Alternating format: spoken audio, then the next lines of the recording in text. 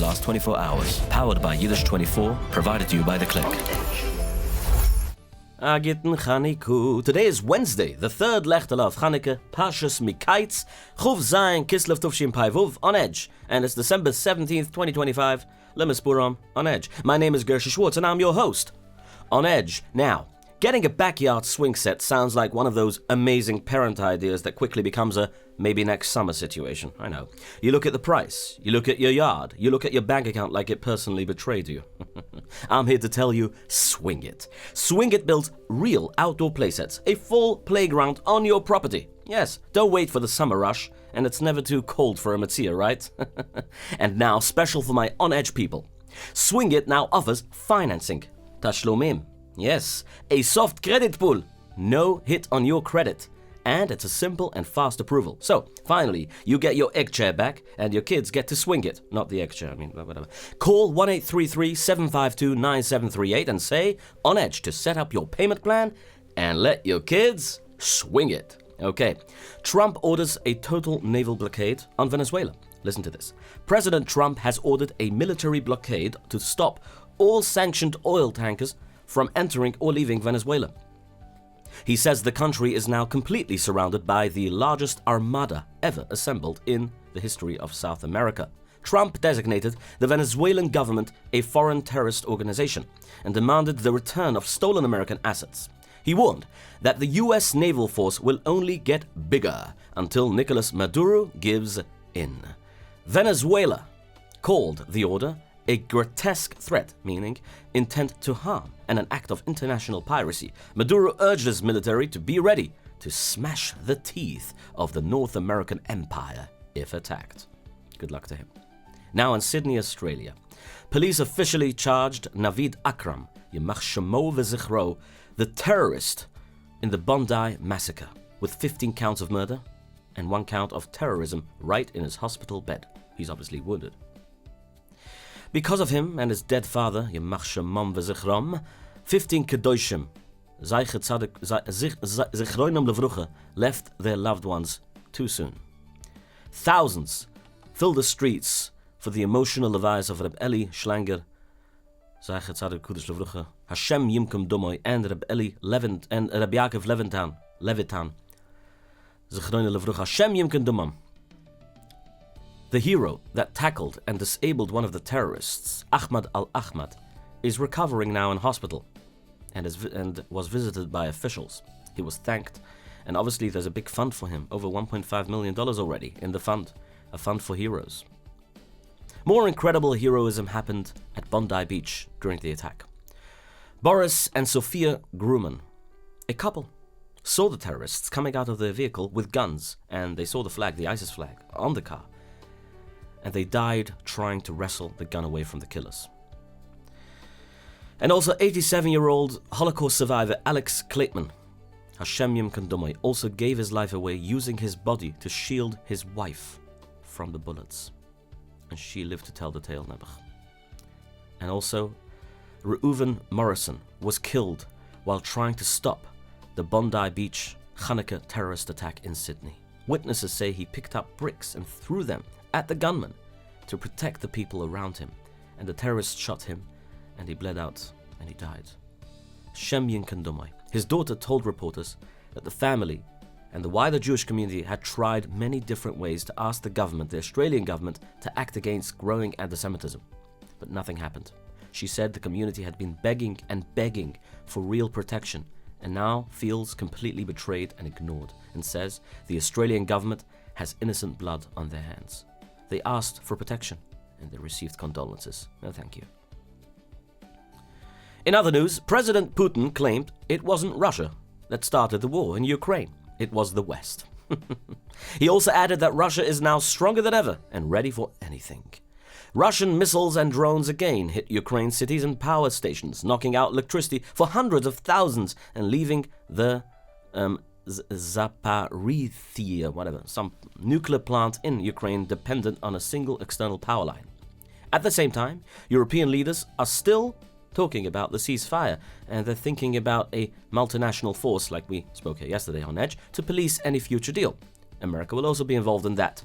Ukraine and over 30 European countries also signed a new treaty in The Hague to create an international claims commission that will register and validate compensation claims for war damage, with a long-term goal that Russia will have to pay for that.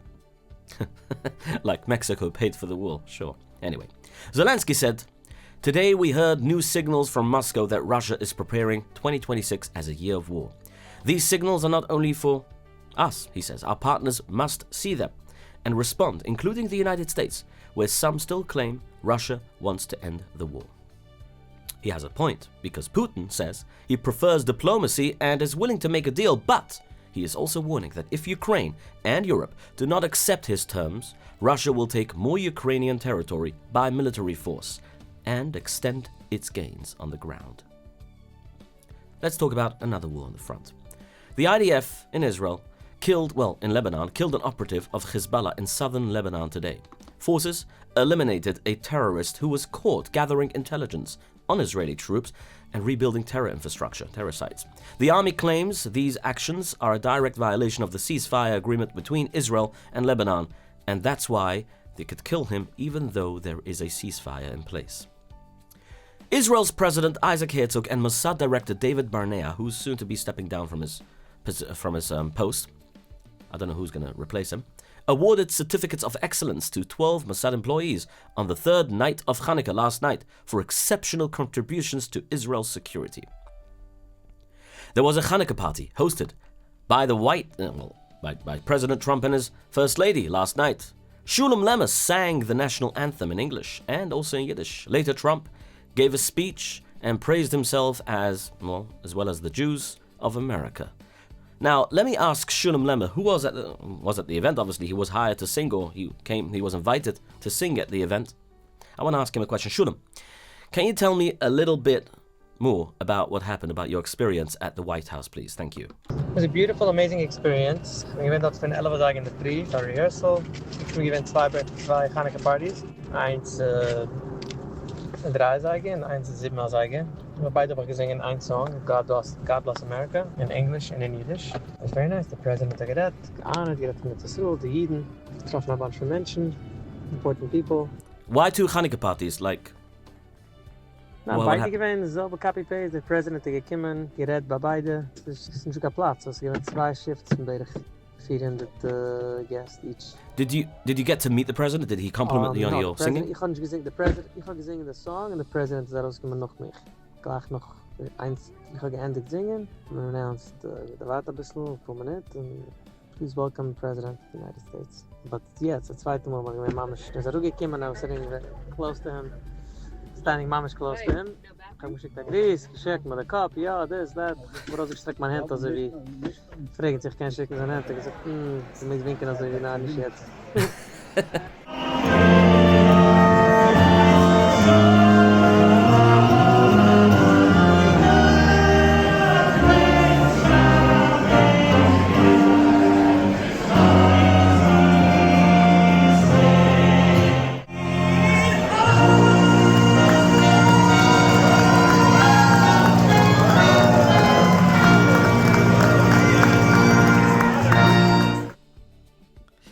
Anyway, this was the conversation with Shulem. Thank you, Shulem Lemmer, for giving us your baricht of Yiddish. He gave it in Yiddish. I'll tell you quickly what he said, because he only gave it to me. The point is that he sent me these videos and these clips of the event last night, and he sang in Yiddish. I've never heard it in Yiddish. So what he said is basically, for those who don't understand exactly, because he spoke in Yiddish, that he met, there was 2 parties, 400 guests each, I guess, and he met very important people, he took pictures with them, and then he sang the songs, both in Yiddish and English, that God Bless America, God Bench America, and he asked him if he met President Trump. He said, he tried, he went to him and he wanted to give him his hand, and he said, winked him with his hand, not really, but I guess he protects himself. And it was very, very nice. It was a beautiful event. He stood right next to him, and he actually called him out, the President of the United States. Anyway, yeah. Shulem also met with Alan Dershowitz and Howard Lutnick, the U.S. Secretary of Commerce. Mark Levin spoke there too, and said that 6 years ago, he said, I was here with you, and I said This is our first Jewish president, and Trump laughed and said, it's true. Anyway, then he spoke about the latest anti-Semitic terror attack, Trump, and exclaimed that all nations must come together to fight Islamic terrorism. But, he says, if you go back 10, 12, 15 years ago, at the most, he says, the strongest lobby in Washington was the Jewish lobby. It was Israel. That's no longer true, he says. You have to be very careful. You have a Congress in particular, which is becoming anti-Semitic. You have AOC plus 3, he calls them, and you have those people. Trump also added about the current Israeli war in Lebanon. He says, we have many countries that want to go in and take out Hezbollah. If it happens, if we want to do it, not just Israel, yes, many countries would do it. Trump also bans entry from for the Palestinian Authority and 20 more nations. President Trump just signed an order doubling the U.S. travel ban list to 39 countries, saying it's due to national security. This includes a strict ban on anyone using Palestinian Authority travel papers. Syria is also on the list. The White House warns these areas have weak border controls or serious terror threats. While diplomats and current residents are exempt, the door officially closes for everyone else on January 1st, 2026. Secretary of State Marco Rubio says he will not run for president in 2028 if Vice President J.D. Vance decides to seek the Republican nomination. Rubio told an interviewer, a reporter, that if Vance runs, he will support him fully instead of entering the race himself. Both men are seen as leading contenders to replace President Donald J. Trump in 2028, who cannot legally run again because of term limits, according to the Constitution. Speaking of which, at the White House, the White Hanukkah party last night, billionaire donor Miriam Adelson told President Donald J. Trump that she would give him $250 million if he runs again for a third term. She says, she added, he had spoken with legal scholar Alan Dershowitz, who was there at the party, about whether a third term could be possible under American law. Trump shared her comments with the crowd, repeating that she told him, think about it. I will give you another $250 million. And she said, yes. As guests chanted, 4 more years. Right now, the United States Constitution clearly limits a president to 2 elected terms, so a real third run would bring a political fight, obviously, even as Trump hints at the idea and answers with lines like, we will see. Anyway, during a speech President Trump which he gave yet last night, mentioned that US bombers have completely obliterated Iran's nuclear program. Speaking of which, Abbas Araghchi says, again, that Iran is ready to make a new deal on its nuclear program. He admits their nuclear facilities were badly damaged, but says their scientists and their ability to rebuild the program are fully intact, and he is calling on the United States to come back to the table and make an arrangement with them again. One more time, huh? At the same time, well, how many times have they said this already? At the same time, Iran's economy is in a very weak shape, terrible shape actually, with high inflation and serious pressure on ordinary people. There are also local reports of a strange red substance seen in parts of Iran's waters, which some people are comparing to Makkah's Dam, soon in the Pasha of the week. Almost, obviously. The plague of blood. Trump claimed that thanks to this force, there is now legitimate peace in the Middle East for the first time ever. Okay, let's hope. From his words to God, yeah. During the speech, Trump claimed he had brought every single hostage home. The father of Omer Nutra politely stood up and corrected the president, reminding him that the body of Ran Gavili is still being held in Gaza. Well, he obviously meant the live hostages, but yes. Tonight, Trump, well, I think so, that's what he meant. I'm not taking his side, I'm just saying he did forget about Ran Gavili. Tonight, Trump will address the nation, live from the White House. He has announced on Truth Social that he will highlight his historic accomplishments from the first year that he ran in office so far. He's been in office for almost a year, and talk about the economy. And also, he said, in these big caps words, he said, the best is yet to come. Okay, looking forward. The US economy took a hit, with unemployment rising to 4.6% in November. This is the highest jobless rate we have seen in 4 years. The numbers were released in a delayed report following the 43-day government shutdown, confirming that the labor market is cooling down. While the economy added 64,000 jobs, it wasn't enough to stop the unemployment rate from climbing. Well, maybe it's the illegal immigrants. No one ever thought about that? You can never trust these reports, by the way. It's not always accurate. It doesn't mean anything. It doesn't mean much if you look into it. I'm just saying, because when a job report comes out, it doesn't count. It counts the jobs that people applied for or didn't get or are going to get, or maybe the potential jobs that are coming because of the deals that were just made and they didn't even fill positions yet. Whatever. It's all promises, good things, but it's just... My point is, don't get fooled by the media and don't let it ruin your day. Continue on and have hope and learn chayvus. The U.S. Senate has approved the 2026 National Defense Authorization Act just today. Senators passed it by a very strong bipartisan vote of 77 to 20. The bill authorizes $901 billion, like that $1 extra billion, in defense spending for the coming fiscal year. It also includes a 4.5% raise for the U.S. service members, at a time when the military is struggling with recruitment and retention. Let's talk about Tesla, shall we? Tesla smashes records. While the job market struggles, as the media claims, Tesla is booming. Right. Shares of the electric car giant Tesla, owned by Elon Musk, shareholdered by Elon Musk, hit an all-time record high, trading near $490 trillion, I think. What? I don't know what that means. Oh, sorry, the shares hitting $490. I'm so sorry, I made a mistake.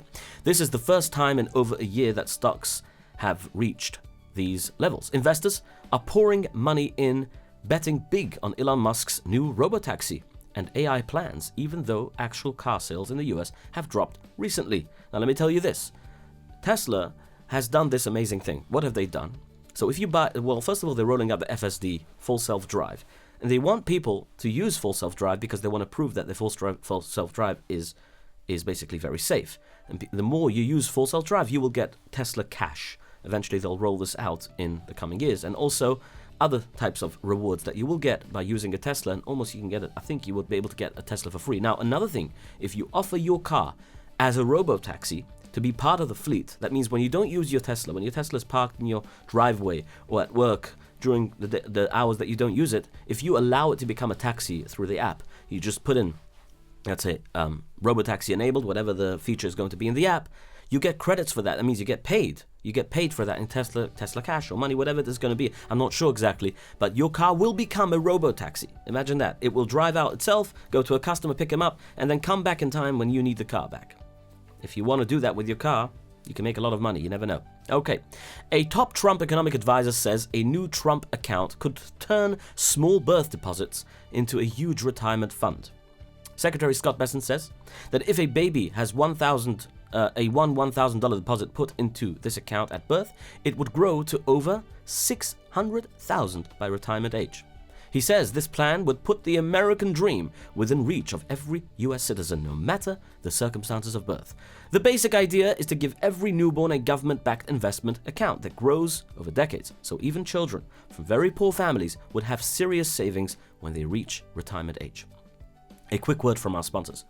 David Wanunu. Reb David Wanunu, you can call him on 845-414-8100. Reb David Wanunu, you can always get yourself a business consultant who knows his way around the business and knows your business when he meets you.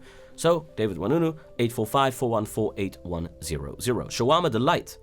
It's a delight to go into Shawarma Delight. Get yourself a shawarma, right, in the marketplace, off exit 14, sdny.store. That's the website, sdny.store. Book yourself a shawarma, get a free delivery here in Muncie. Mention on Edge for a free drink. YS Capital Group, if you want to borrow some money, no closing costs, no to fees, and yes to your loan. 718-831-2168.